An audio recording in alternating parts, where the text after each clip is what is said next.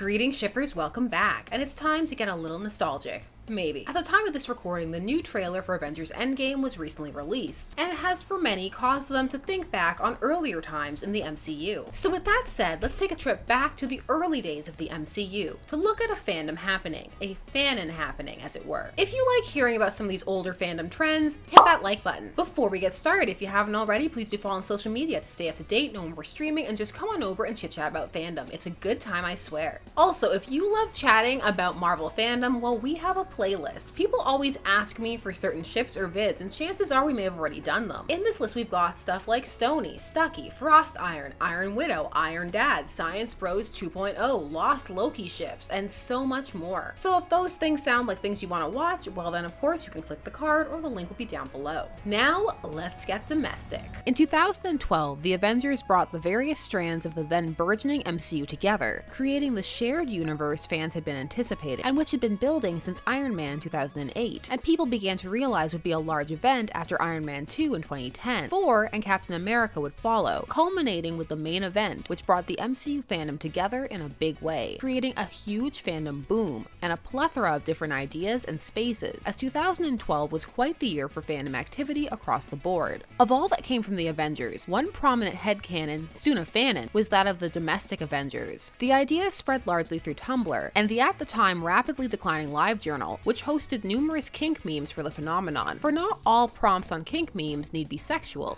despite the name. Within the fanon, there was variance, particularly when it came to ships. However, there were some core tenets that held true, one of them being that the team lived together. At this point in the MCU's history, the setting was most often Avengers Tower, and the stories would work through many themes that had either been hinted at, started in, or not had time to be dealt with fully in the Avengers film. The biggest of these was the concept of the team as family. Now, these could include one or two pairings, but the main idea was that the group was tight-knit and looked out for one another. One common trope for this was the idea of Avengers movie night, the team getting together to introduce Steve or Thor to films or just hang out, and this predates Steve's need to watch list, which debuted in Captain America 2, The Winter Soldier. Another common trope you would of course find was sparring. Everybody sparring with each other, bonding through sparring. A big focus in many of these fics was often Tony, from a variety of angles. One trope was working through Tony's extravagance in housing the entire team. Sometimes this would stem from pure generosity, other times from his insecurity. Sometimes he would overwork himself getting new tech to the team and they wouldn't notice, and the fics would be about them coming to appreciate him and all that he was doing for them. A lot of the fics dealt with the team coming to understand him, and him finding a proper place on it. There was a lot of love for Tony, who fans felt had been given a bit of the short end of the stick in Avengers, and of course, if they weren't working towards pairing them together, at the very least many were sorting out and laying incredible groundwork for Steve and Tony's friendship. In this time period, the dominant ship was Stony, that being the pairing of Steve Rogers and Tony Stark. Other popular pairings were Clint and Coulson, Clint Tasha, Steve and Thor, Frost Iron, Thorkey, and there were others. This is just to name a few. The pairings did vary,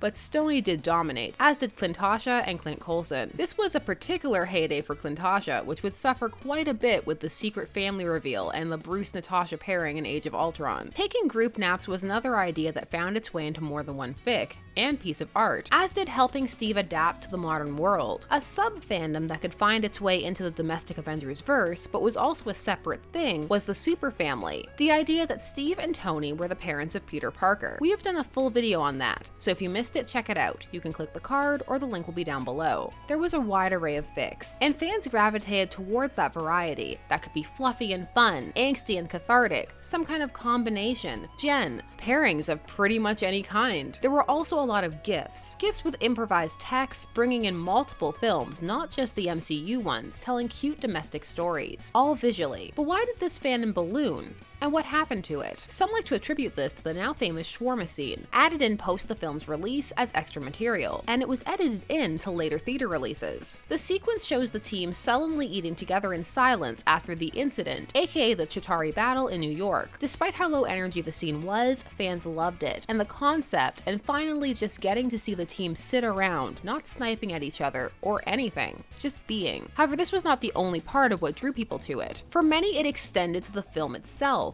They loved the chemistry they felt between the various characters, and felt they hadn't gotten a chance to really see the whole team gel together, at least not socially, and they wanted to explore that, and all the little character moments that had been sprinkled but not delved into. Natasha's guilt, her backstory with Clint, Tony working through his issues with his father to be able to see Steve for who he was, Bruce adapting to being around so many people, Thor being boisterous Thor. And that's just to name a few. Some would also bring in canons from the comics, such as Deaf Clint. For many, it was a way to expand the universe and fill in the gaps, and see some lighthearted fare or smaller adventures, or more introspective character pieces. In fact, at times the fanon could impact how fans would view the actual canon, sometimes ascribing it more depth, particularly in character relations, than the text itself had actually provided. The team hadn't really had a chance to show that they got along, only that they worked well together, and many felt they would indeed get along, and they could bring out the best in each other. And again, I cannot overstate the amount of Tony Wump and Hurt Comfort. There was also much excitement surrounding the press tour, and seeing the continuation of the actors chatting, laughing, and joking together, and building upon that chemistry, which did add some fuel to the fire for certain fans, as they looked to these extra promotional materials as a way to enhance their fandom, or it ended up happening naturally without them really attempting to. This fanon continued strong, but began to dwindle leading up to Age of Ultron in 2015, and there was a steep decline after that. Instead, what came were a slew of fix-its, and before that, much Stucky, which could be incorporated into the domestic AU, but also branched off. So what occurred? Well, Age of Ultron highlighted that the team wasn't really the harmonious one that fans liked to depict it as, despite the party scene, which was one of the favorite scenes for many from the movie, as it showcased what so many wanted to see. The films remained as bantery as ever, and there were always character moments here and there, but the big group moments seemed to be fewer and fewer, and angstier and angstier. Some began to realize that the domestic universe was perhaps filling in gaps or creating an alternate MCU with this domestic AU, and began to be a bit disillusioned with it. For others, the Domestic Avengers AU felt as though it came from a simpler time. As the MCU canon had expanded, the fics in general had grown more elaborate, more interconnected and complex. The plots began to tend towards alternate mission stories, AUs or other fare, that while it could incorporate elements of the domestic verse, such as them all living together, the tone and focus of the team living together as a group began to shift, and other elements began to take precedence. In short, the domestic factor could kind of fade into the background, or not happen at all, depending upon the author. People also began to have stronger feelings about certain pairings or characters, which had always been there, but for some they began to coalesce, and the idea of the group being one harmonious family didn't quite work for them anymore. Some stories that years prior may have been classified as Domestic Avengers no longer bore the tag, as more and more fans joined, and not all of them were aware of the phenomenon or felt the need to join in. How much it was shared around also tended to make it feel larger than it actually was, and there had always been some overlap between this and other tags, such as people who would just tag things as domestic or as the team as family. And when analyzed, some struggle to find a difference between these tags or a reason to post exclusively under the Domestic Avengers tag. Like most things, it wasn't for everyone from the start. Either some found it to be a bit too fluffy, which it tended towards rather than pure angst, though as mentioned, combination fics were possible. Some felt that the concept was too trite, or if they weren't a fan of Tony Stark, the focus on him could be grating at times, though some dealt with this by focusing on other characters or writing fics featuring counterpoints about Tony. For other fans, they simply preferred to focus on the more heroic, potentially cataclysmic, and less domestic fare. It is still a trope that pops up to this day,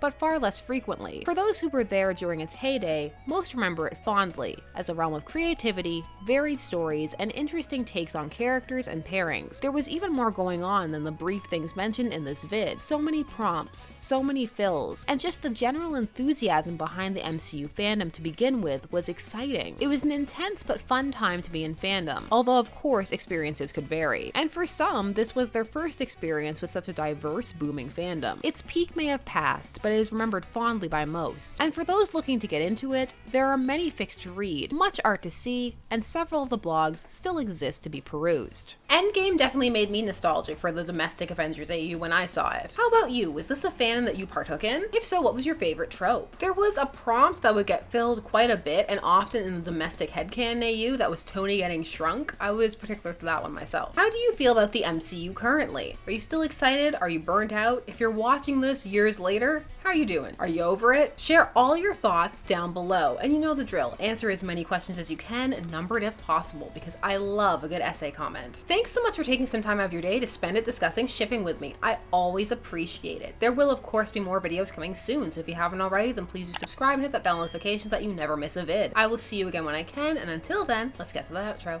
Bye-bye. This has been Shipper's Guide to the Galaxy. Don't forget to like, share, comment, and subscribe. Special thanks to all of my patrons, names on the side, for helping to make these videos possible. There are, as always, more videos coming soon, so until then, stay tuned, for there are as many ships out there as there are stars in the sky.